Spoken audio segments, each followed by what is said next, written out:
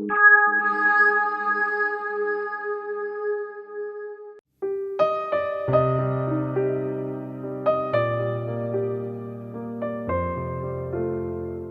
os parece, vamos a continuar con la última ponencia que tenemos en estas jornadas. Estas jornadas han pretendido promover la actualización de conocimientos de los profesionales que trabajamos de manera directa o indirecta con la violencia contra las mujeres.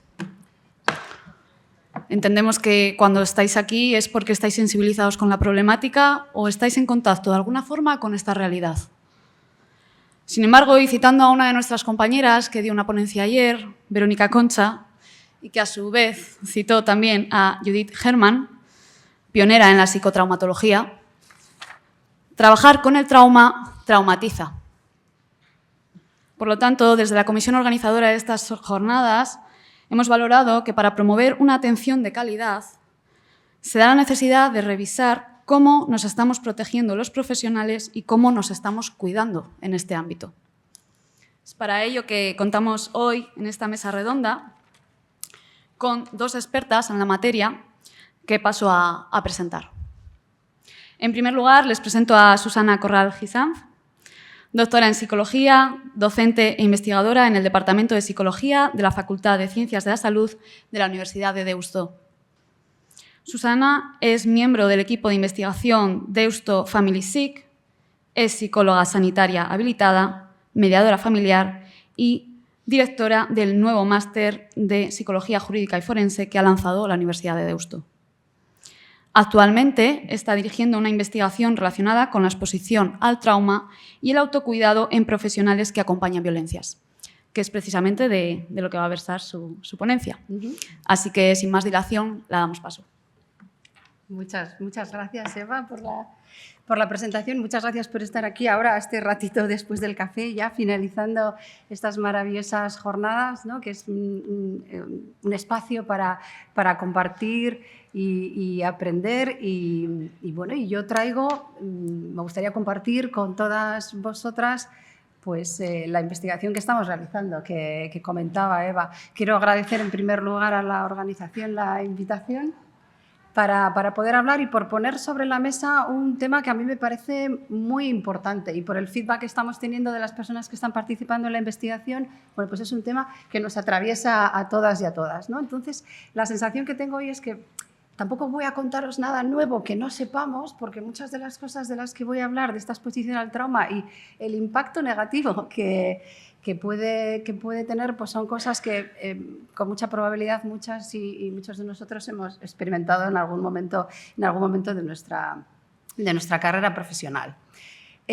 Cuando pensamos en esa exposición al trauma, ¿no? Pues generalmente pues podemos pensar en víctimas, podemos pensar en personas expuestas a situaciones muy dramáticas, ¿no? De trauma, en zonas de conflicto, podemos pensar en personal de emergencia, que es el personal donde más se ha investigado este tipo de cuestiones de las que os voy a hablar hoy. Podemos pensar en psicólogos de emergencias, quizá, ¿verdad?, que están ahí en primera línea, pero el psicólogo o la psicóloga que está en una sala escuchando narrativas, historias traumáticas, complejas, complicadas, pues se nos escapa un poco, ¿no?, del radar cuando hablamos de estas cuestiones. Y probablemente cuando hablamos de estas cuestiones pues nos vienen como un montón de términos a la cabeza de los que hemos oído hablar, ¿no? El burnout, el estrés empático, la fatiga por compasión, estrés traumático secundario, trauma vicario, un montón de conceptos que utilizamos como todos de igual forma, pero lo que voy a intentar ahora en unos breves minutos es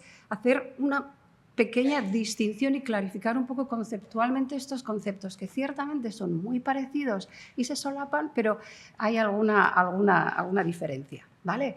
Sabemos, y obviamente, y no me voy a detener aquí porque todos los profesionales sabemos y la APA ya nos viene hablando de hace muchos años de los riesgos ocupacionales del trabajo de ser psicólogo, ¿no? Hay ciertas cuestiones inherentes al trabajo, la relación empática, la implicación empática que tenemos con las personas a las que acompañamos, pero también es un trabajo en ocasiones solitario, con una responsabilidad muy importante, el trabajo clínico.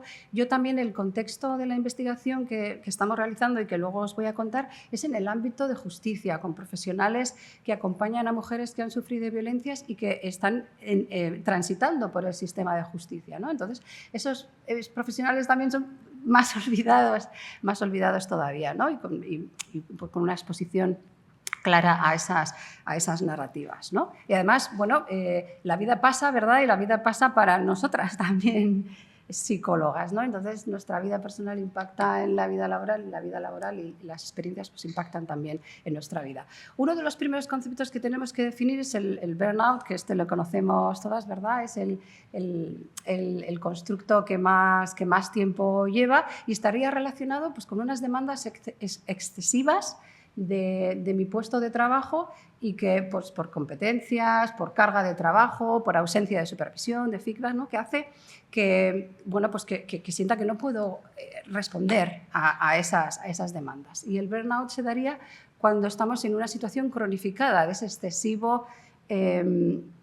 excesivas demandas por las situaciones estresantes. Y aquí, aunque es un concepto que lo utilizamos quizá probablemente, no sé si el que más, es el que no necesita haber estado expuesto a una situación traumática para sentirlo, porque esa carga de trabajo ya podría ocasionar, ¿no? el síndrome del quemado.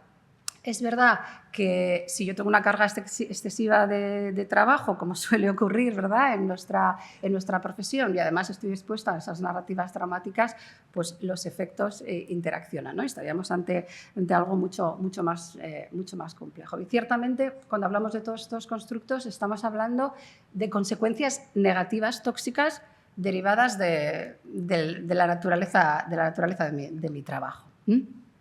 El burnout, rápidamente, cuando hablamos de esto, se caracterizaría por síntomas de agotamiento a nivel físico, mental, emocional, con una baja satisfacción laboral, baja autoestima profesional, una cierta carga de cinismo, de despersonalización, ¿no? Que muchas veces se operativiza pues, en comentarios profesionales, no profesionales, poco profesionales hacia los compañeros, incluso a las personas que acompaño, ¿no? Porque es esa desvinculación y ese desenganche de lo que es la naturaleza empática del trabajo. Otros síntomas, pues baja energía, trastornos del sueño, pero también hay física y esa baja eficacia.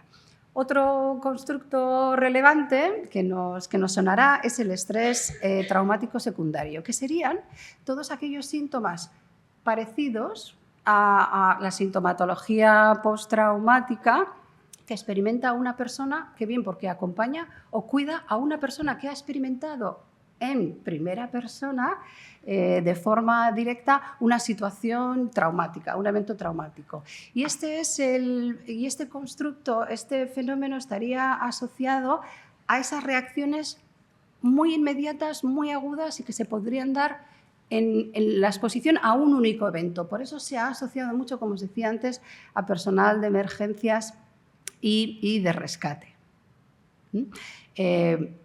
Tiene, hemos dicho, sintomatología postraumática, ¿no? Parecida a la de las víctimas directas. Entonces encontraríamos aquí reacciones cognitivas como sueños y pesadillas, reacciones emocionales, ¿no? De sensación de vacío, desesperanza, ansiedad, depresión, reacciones motoras de hipervigilancia, conflictos, estar muy sensible o lloroso y reacciones somáticas y somatizaciones.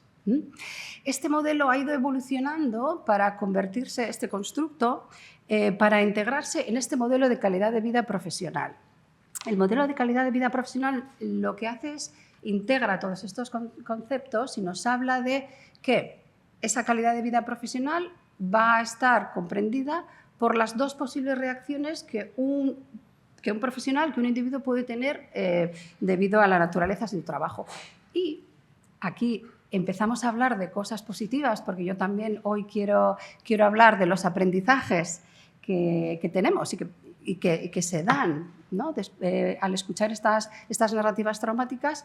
El primer componente, el más importante, sería el primer componente, perdón, no el más importante necesariamente, la satisfacción por compasión, ¿vale? Ese placer que deriva de hacer mi trabajo bien, de acompañar, de ayudar a personas, de ayudar a la sociedad, de ayudar a mis compañeros.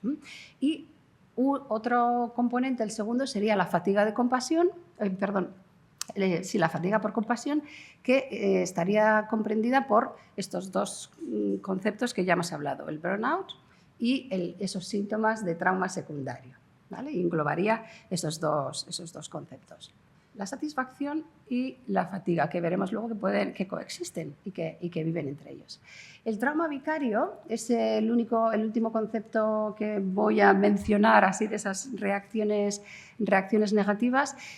Y aquí estaríamos hablando de los cambios únicos, negativos y acumulativos que pueden experimentar los profesionales cuando están en una relación empática, por esa implicación empática con sus clientes, pacientes. Incluye cambios físicos, emocionales, neurológicos, a nivel sexual, cognitivos, obviamente espirituales, y a nivel de las creencias y la forma de ver el mundo. Y esto es lo que lo diferenciaría de los constructos que hemos hablado antes, porque de forma diferencial, el trauma vicario estaríamos hablando de algo más permanente, es algo gradual. No es esa inmediatez y ese carácter agudo que hablábamos del trauma secundario, de los síntomas de trauma secundario, sino estaríamos hablando de algo gradual por esa exposición continuada a esas narrativas traumáticas de los clientes. Bueno, esto ya lo he comentado. Tenemos efectos a nivel emocional, como sentirse abrumado, sentirse quemado, agotado, sobrecargado, sentimientos de ira, rabia, tristeza, ¿no? Por la victimización del cliente y que perduran en el tiempo. Pérdida de placer, apatía, depresión, implicarse demasiado emocionalmente con el cliente, experimentar también la culpa del superviviente puede ser una reacción. Y como veis, a nivel de reacciones estamos hablando todo el rato un poco de lo mismo, pero lo que diferenciaría sería qué está causando esas reacciones. Y aquí estamos hablando de esa continuidad en la exposición al material traumático. Tendríamos también a nivel de cogniciones, preocupación constante, con pensamientos sobre el trabajo fuera del trabajo, pérdida de esperanza, cuestionarse la competencia, la autoestima, baja satisfacción laboral y cuestionarse creencias básicas, ¿no? de seguridad, de control y de justicia del mundo. Es un lugar justo. Vale. He dado al botón que no debía y ahora continuamos. También hay un impacto a nivel comportamental, de distanciamiento, de impacto en las relaciones personales, dificultad para mantener límites con los clientes, y también a nivel organizacional se han identificado indicadores de este trauma vicario como elevadas bajas laborales, mucha rotación laboral, insatisfacción y contagio organizacional. Mucha de la investigación que hay sobre este tema se ha realizado a nivel cualitativo, que es como muy interesante porque nos da como color, ¿no? y profundidad a estos hallazgos. Y la investigación cualitativa nos habla, ¿no? de ese impacto que puede estar a medio, largo plazo en los profesionales, pero también esta investigación cualitativa, que voy a acompañarla con el estudio que estamos haciendo, también nos habla de que se puede manejar, ¿no? Este impacto se puede manejar utilizando estrategias tanto a nivel individual como organizacional. Porque luego Lourdes nos va a hablar de una propuesta, ¿no? que tenéis muy interesante. Factores de riesgo para ser más vulnerable para estos síntomas, para esta victimización vicaria, pues identificarse con la persona que ha sufrido el trauma, trabajar con niños supervivientes de abuso. Tengo que decir que la investigación en este ámbito es un poco complicada. Hemos encontrado, ¿no? y se han encontrado esos impactos claros, especialmente, por ejemplo, trabajando con niños víctimas de violencia sexual, pero otros estudios no encuentran tantos síntomas de trauma. Yo creo que tenemos que seguir investigando al respecto. Bajos niveles de apoyo social, una continuidad en el tiempo, aunque también hay estudios que apuntan a que los síntomas de trauma vicario decrecen según aumenta la exposición al material traumático, que puede parecer algo contraintuitivo, pero ya os adelanto y os hago spoiler que eso es lo que hemos encontrado en el estudio que tenemos tenemos, que estamos realizando ahora mismo. Otros factores de riesgo como experiencias de victimización personales, eso sí que se ha encontrado que haría a esas personas, sería un factor de riesgo para desarrollar síntomas de estrés postraumático secundario, de trauma vicario, no tanto de burnout, y la poca experiencia, las personas más noveles en la profesión y ausencia de supervisión, que eso luego voy a hablar un poquito de la supervisión, la importancia, ¿no? Que yo creo que todos reconocemos la importancia de la supervisión formal e informal. Paso un poquito más, y esto ya lo comentábamos. El maltrato infantil también es otra de las variables que se ha estudiado, ¿no? Como factor de riesgo para esas experiencias de trauma vicario posteriormente. Claro, lo que hay aquí detrás sería pues, una activación, ¿no? De mis propias experiencias cuando trabajo con personas que las han sufrido. Y con el maltrato infantil, los resultados de nuevo presentan un poco esa inconsistencia. Algunos estudios han encontrado esa relación y otros no lo han hecho. Además de todos estos impactos que estamos hablando a nivel individual, el no manejar adecuadamente pues, el impacto tóxico negativo de estas exposiciones a material traumático puede tener implicaciones en el servicio que estamos realizando, ¿no? y que redunde pues, en una, pues, quizá en pues, menos uso de la supervisión, cancelar muchas de las consultas, etcétera, que redunda pues, en la calidad del servicio que estamos proporcionando. Ayer había varias ponentes que hicieron preguntas, ¿no? Y yo también pues, lanzo esta pregunta. ¿Podemos tener efectos positivos? ¿Se pueden dar estos efectos positivos?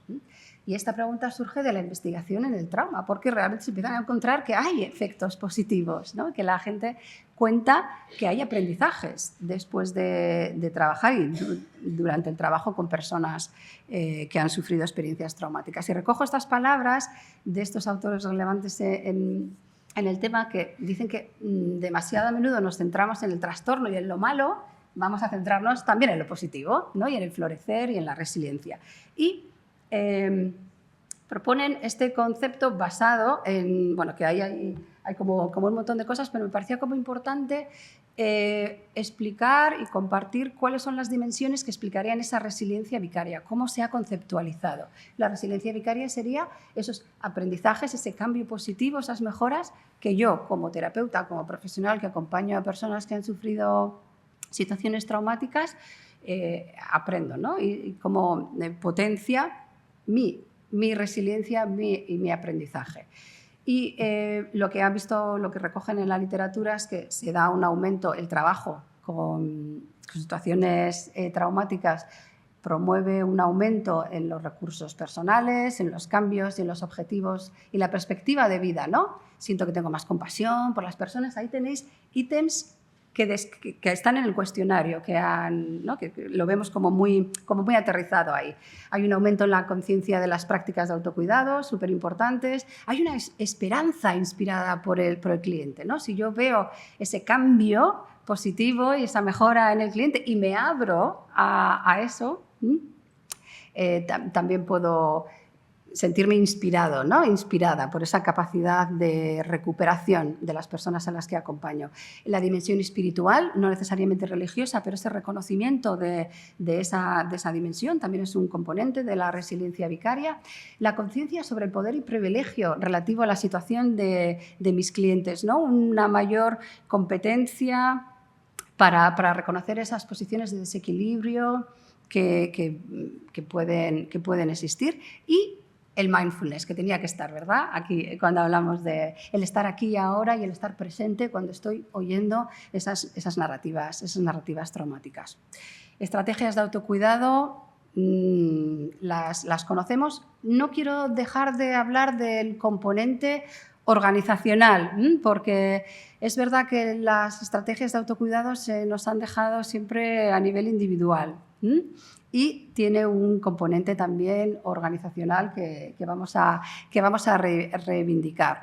También hay un componente, en las estrategias de autocuidado también se ha hablado de un componente de identidad social. Y eso es algo que también adelanto que en las entrevistas que hemos realizado con profesionales del ámbito de justicia, con diferentes perfiles profesionales, sí que se aprecia diferencias en función un poco del perfil profesional. Hay una identidad, ¿no?, corporativa, gremial, que en ciertos perfiles profesionales puede impedir esa manifestación o ese contar, ¿no?, esos impactos negativos y tóxicos que sean reconocidos, ¿no?, como parte del trabajo. Porque lo que está claro que para prevenir el trauma vicario lo que tenemos que hacer es hablar, explicitar, ¿no?, esos impactos en un espacio seguro, ¿vale? Supervisión, súper importante, y contaros, bueno, tenemos hasta el momento 177 profesionales, 60 psicólogos y psicólogas, bueno, pues 14 años trabajando con víctimas, el 80% de los profesionales con formación específica en violencia de género, el 90% de los psicólogos, pero no solo había psicólogos, psicólogas, también había juristas, fiscales, abogados, trabajadores sociales forenses, médicos forenses y personal de las fuerzas y cuerpos de seguridad, ¿vale? Estos últimos los menos, tengo que decir, y animo a que participen en el estudio con una exposición al trauma elevada. Veis ahí, más del 70% de los profesionales decían que veían a personas muy gravemente o gravemente traumatizadas. Bueno, pasamos cuestionarios que recogen todos estos constructos de los que hemos estado hablando. Estos dos cuestionarios, para así los más así de la estadística, no estaban validados al castellano. Hemos hecho análisis factorial, hemos aplicado la magia a esta estadística, ¿verdad? Y son instrumentos que hemos traducido y que pueden ser utilizados, que encajan bien, el de trauma vicario y el de resiliencia vicaria. Y para hacer así como un resumen súper rápido de lo que hemos encontrado, yo os diría que estamos en niveles medios, no ha salido lo que os comentaba antes, no hemos encontrado niveles muy elevados de trauma, ni de burnout. Satisfacción sí, y esa idea de que coexiste, ¿no?, esa satisfacción y esos síntomas también un poquito negativos. Quiero pasar aquí un poco para que veamos unas correlaciones muy rápidamente. ¿Tengo tiempo? No, vale. Como avanzaba, una mayor exposición, un mayor tiempo trabajando con víctimas, lo que hemos encontrado es que hay menos síntomas de trauma vicario, tanto a nivel afectivo como a nivel cognitivo. Y me voy a parar aquí un poco. La satisfacción por el trabajo realizado, hemos visto que correlaciona negativamente con el burnout, con los síntomas de trauma, pero que correlaciona positivamente con tener más recursos, con el cambio de perspectiva, con muchas de las dimensiones de la resiliencia vicaria. También hemos encontrado aquí con los síntomas traumáticos, ¿no?, igual forma que con el burnout, que correlaciona, ¿no?, los síntomas negativos y de forma negativa con la resiliencia. Y me voy a parar aquí para comentaros brevemente con el trauma, que el trauma vicario cognitivo se relacionaría con la sensación de más recursos en terapia y el trauma vicario afectivo con menos estrategias de autocuidado, que hay que potenciar y con las que Lourdes nos va a comentar. Y voy a dejarlo aquí porque no tenemos ya como mucho más tiempo, lo siento, si queremos luego podemos comentar más cosas, ¿vale? Muchas gracias. Ahora os voy a pasar a presentar a la segunda experta que tenemos en esta mesa redonda. En este caso hablamos de Lourdes. Lourdes es enfermera, está formada en Canadá y continuando sus estudios también después en la Universidad de Cantabria y en la Universidad de Salamanca. Cuenta con una experiencia de más de 25 años en puestos de responsabilidad de gestión hospitalaria, siendo actualmente supervisora de guardia del Hospital Universitario Marqués de Valdecilla. Además, es voluntaria para el transporte internacional de sangre periférica y médula ósea para pacientes con leucemia en las ONGs italiana NOPC y la Fundación Carreras.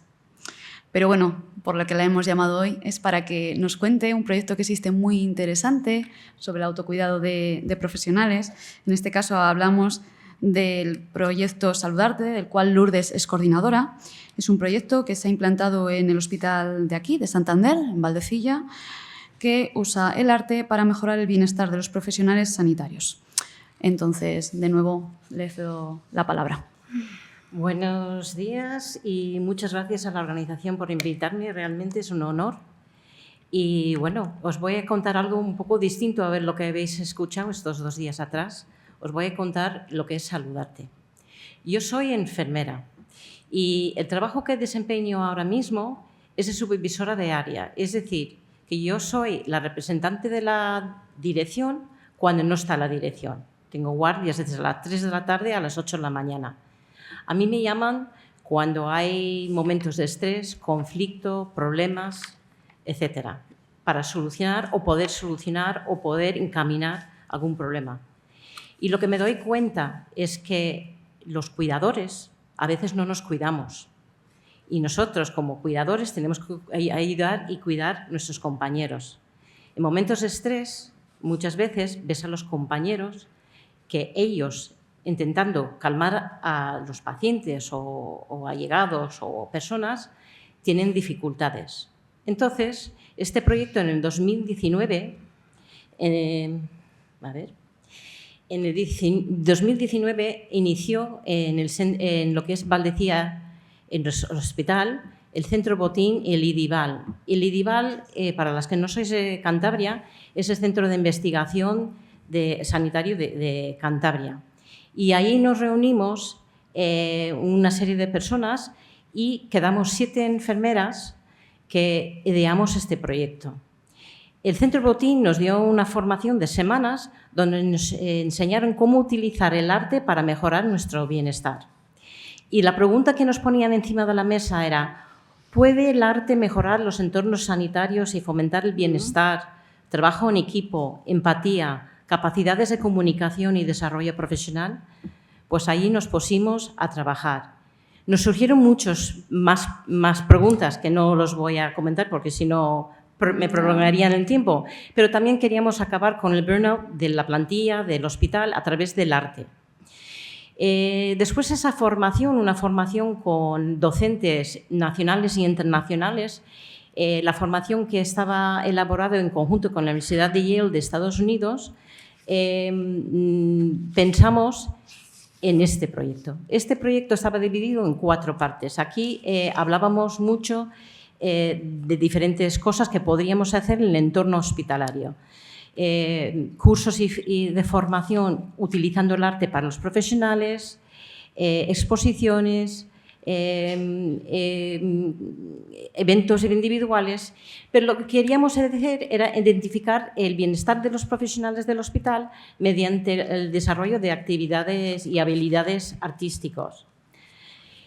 Para que sepáis, y casi parecía premonitorio a lo que nos iba a venir encima, en el 2019 la OMS insta a los servicios sanitarios a incorporar lo que son las artes en su forma de funcionar, porque ellos decían que la prevención de enfermedades mentales y físicas, así como el tratamiento de gestión de enfermedades agudas y crónicas que surgen a lo largo de la vida, de alguna forma las artes contribuían a promocionar esa salud, ¿no?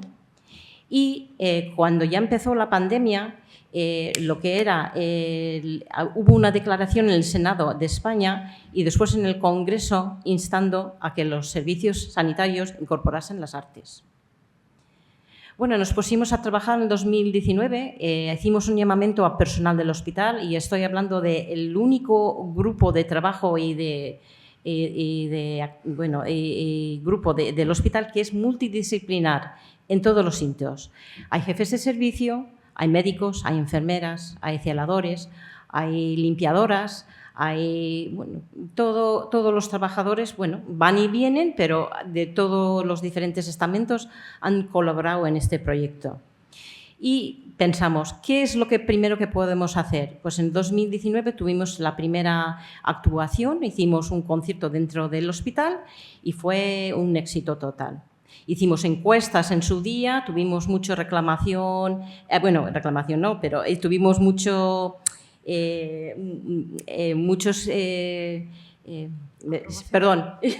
aprobación de todas las diferentes entidades del hospital, dentro del hospital, los pacientes, porque los pacientes también fueron invitados y, de hecho, también lo pusimos en las televisiones de los pacientes. A día de hoy, después de ese primer concierto, somos el vídeo más visto en la televisión gratuita del hospital. No hay ningún mes que seamos el menos visto. Yo los controlo todos los meses. Como veréis, los pacientes lo pueden ver y también nuestros residentes cuando están haciendo las guardias. Bueno, ¿qué nos pasó? Vino la pandemia y pensábamos que el proyecto había muerto. Bueno, pues en el WhatsApp del grupo la gente se iba animando. Venga, que tú puedes, que podemos, que tal. Había gente que lo estaban pasando francamente mal. Gente que estaba a la puerta de la urgencia, pues gente que trabajaba en la UCI. Pero el personal quería hacer algo más. Nos pusimos a pensar y empezamos a poner más información del grupo en las redes sociales, en las páginas web, y tuvimos reuniones, pero esas reuniones, claro, eran 5 en 5, 6 en 6, dependía de lo que nos podíamos reunir. Un médico, José Luis Martín Gurpegui, nos dijo que él había escrito unas palabras. Unos músicos nos ofertaron escribir la música. Entonces, nos pusimos a ello y empezamos a escribir una canción. Vamos a cuidar de ti, era la canción nuestra. Empezamos a ensayar, lo que pasa, nos quitaron la posibilidad de ensayar en el hospital y el centro Botín, como no tenían público, estaba cerrado, nos dejaban en el auditorium para poder ensayar. Como todo estaba cerrado y los estudios de grabación, un estudio de grabación de Cabezón de Sarsal nos ofertó con un precio risueño poder grabar ahí la canción. Y esta enfermera que trabajaba en urgencias, que realmente lo estaba pasando mal, y voy a poner textualmente las palabras que ella puso, el poder de la música han sido 10 minutos de grabación y no sé deciros un porqué, pero han sido 10 minutos en el que mi mente, mi mundo ha desaparecido. La mierda se ha ido durante ese rato. Es decir, en las encuestas que hicimos en esos momentos, este proyecto y palabras textuales de una persona que escribió en las encuestas, este proyecto me ha salvado la vida en estos momentos. Os voy a enseñar un pequeño parte de este vídeo porque no sé cómo andamos de tiempo. ¿Me puedes poner el vídeo? Es la canción que grabamos que fue viral en cosa de horas.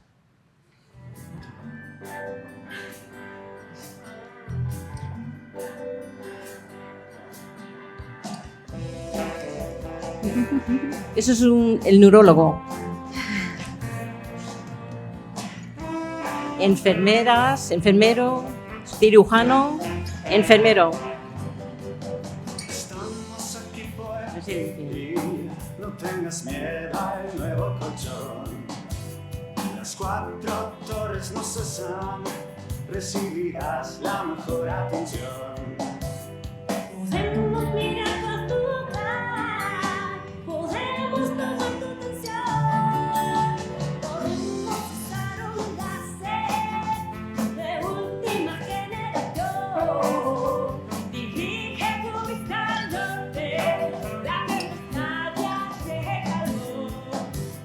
Tu trío te está esperando, agarra de nuevo el timón.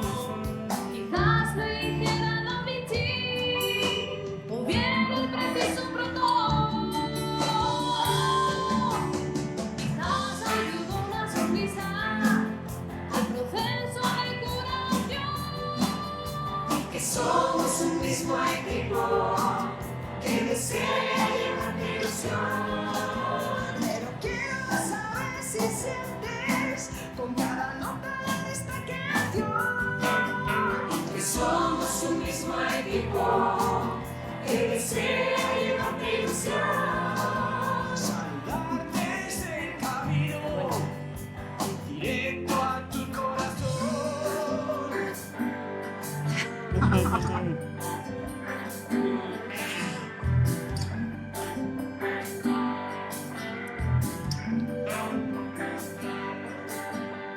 Estamos aquí por El jefe de psiquiatría no tengas miedo al nuevo. es un satal.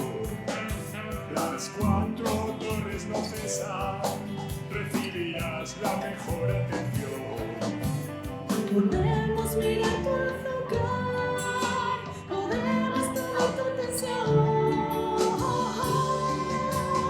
Podemos usar un láser de última generación. Quiero saber qué sientes con cada nota de esta canción. Que tienes fluyendo un sueño de emoción. Que somos un mismo equipo, que desea llevarte ilusión. Saludarte es el camino directo a tu corazón.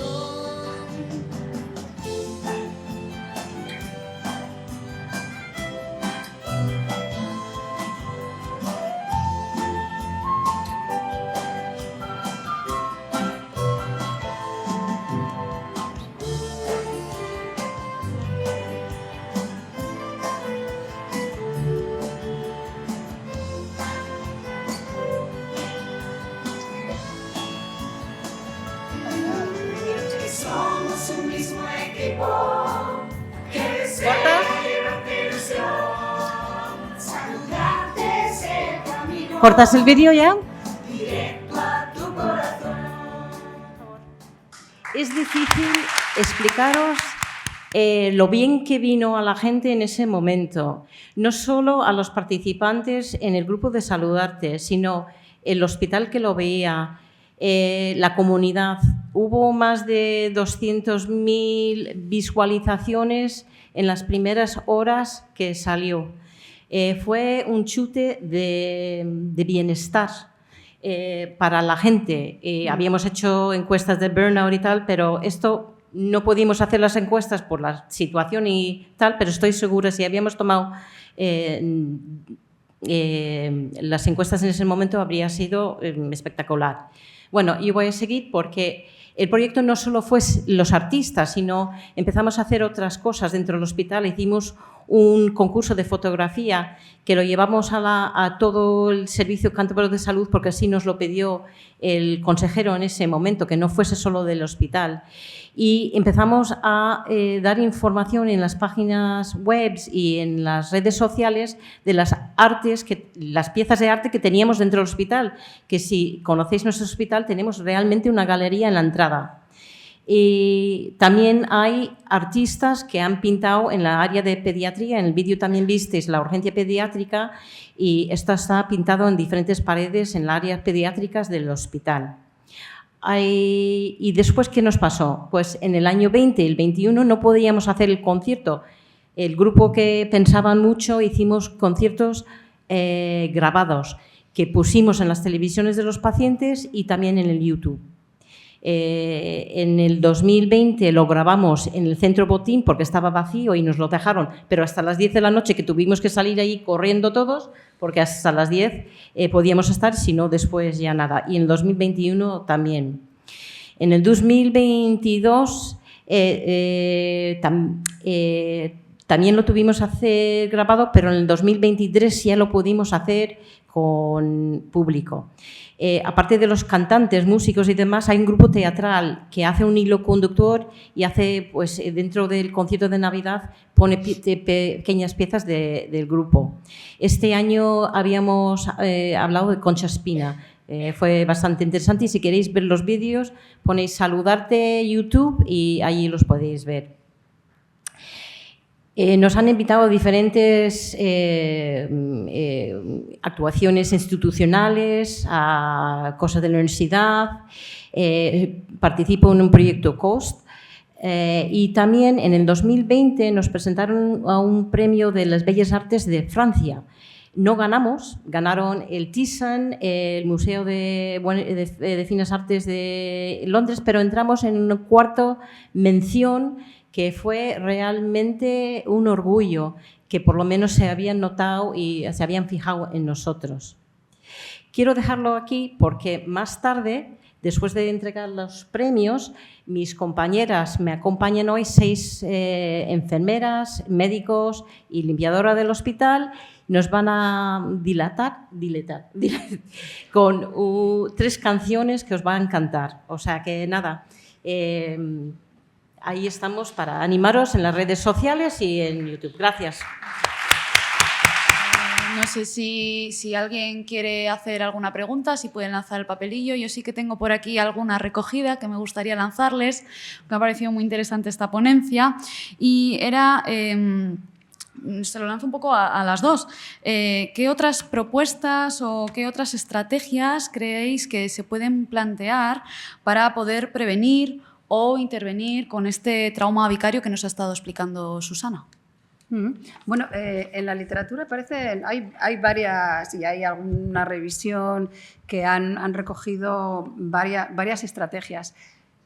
Estrategias psicoeducativas son las más habituales, y mindfulness, ¿no? Que yo creo que han demostrado cierta eficacia. Es verdad que, y ahí y esto lo hemos hablado, ¿verdad? Que hace falta propuestas, ¿no? Y yo creo que cosas como estas son maravillosas, pero también tenemos que saber si funcionan o no, ¿no? Y evaluarlas. Y tampoco sabemos tanto. Yo creo que hay muchas cosas ahí. Hay propuestas de arte, hay propuestas incluso de terapias alternativas, de Reiki, que esa ya os digo que no, es la única que no encontró diferencias entre el grupo control y el grupo que habían utilizado Reiki. Yo creo que es como un resultado así más, porque otras, bueno, pues han encontrado mejoras en algunas de las variables estudiadas, pero necesitamos como esa base empírica, ¿no? Para saber qué funciona, no funciona, y plantear estrategias. Y plantear estrategias, yo creo, desde la parte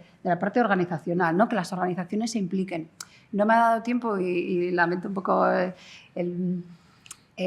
no haber explicado todo, pero en las entrevistas que hemos hecho con profesionales, claro, muchos de ellos nos hablaban que y sobre todo, pues podéis imaginar, ¿no? En administraciones públicas, en organizaciones grandes, pues bueno, el autocuidado se deja claramente en manos del profesional, ¿no? Entonces, ese apoyo, esos recursos ahí disponibles, ¿no? Muchos profesionales nos han hablado de, pues, un apoyo psicológico, ¿no? Hay un poco de demanda. Algún perfil profesional nos ha hablado de tener supervisiones o tener una sesión con una psicóloga, con un psicólogo cada 3 meses. Pero el tema de las estrategias también que nos han hablado es de hablar con compañeros, ¿no? Que yo creo que eso informalmente es uno de los recursos que más utilizamos, más necesarios, y que la literatura recoge, ¿vale? El tema de supervisiones, no la parte técnica de la supervisión, sino también la parte emocional y manejo de todas las reacciones que pueda tener en el trabajo. Muy bien. Pero sí, el autocuidado es necesario, pero no lo es todo. Pero no vale cualquier cosa. No vale cualquier cosa, y la APA ahora dice que este año han sacado un artículo en el que hablan de que el autocuidado es uno de los 7 conceptos que más mal usamos, ¿no? Porque es, vale, un baño de burbujas, hacer mindfulness, ¿no? Es como un listado de cosas a hacer, pero si no hay debajo una autocompasión, ¿no? Y un trabajo personal y un tratarnos, no solo hacer cosas, sino considerarnos, ¿no? De forma amable como profesionales ante situaciones estresantes o difíciles, que son muchas de las que manejamos en el trabajo, ¿no? Entonces, ese autocuidado sin esa autocompasión, ¿no? Como marco de trabajo, pues se quedaría flojo.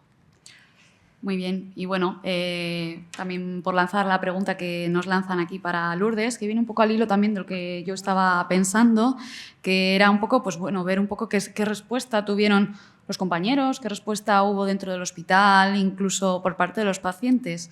Una de las compañeras nos pregunta, te pregunta directamente a ti, Lourdes, si os habéis planteado abrirlo al resto del Servicio Cántabro de Salud, porque podría estar interesada también. Al principio no te creas que fue fácil, porque nuestro hospital es muy tradicional e incluso participantes no querían ensayar dentro del hospital, les parecía que no iban, pero poco a poco, con respeto, porque no se hacía nada sin ser unos pasos de respeto, iban aceptándolo. En 2020 es cuando realmente empezaron la gente a darse cuenta. Y me dijiste que si no se llevaba al Servicio Cántabro de Salud... Se puede abrir al resto. Sí, se empezó a hacer cosillas, empezamos a hacer un concurso de fotografía y alguna cosilla más, pero desgraciadamente en el sistema de salud cambian los gobiernos mucho. Y cuando uno se lanza, da un paso para atrás esperando que los otros tomen... Y eso es lo que nos está pasando ahora mismo otra vez. Estábamos otra vez lanzándolo y ahora tenemos que tomar un respiro porque una vez más vamos a cambiar un poco de organización. O sea que sí, pero hemos de esperar un poco. Bueno, pues entonces la conclusión, digamos que sería que también, aparte de que nosotros queramos también estar implicados en nuestro autocuidado, también tiene que existir un compromiso organizacional. Creo que sí. ¿No? Yo creo que sí. Bueno, muy bien, pues nada, os queremos dar las gracias y doy paso a la entrega de premios. Muchas gracias.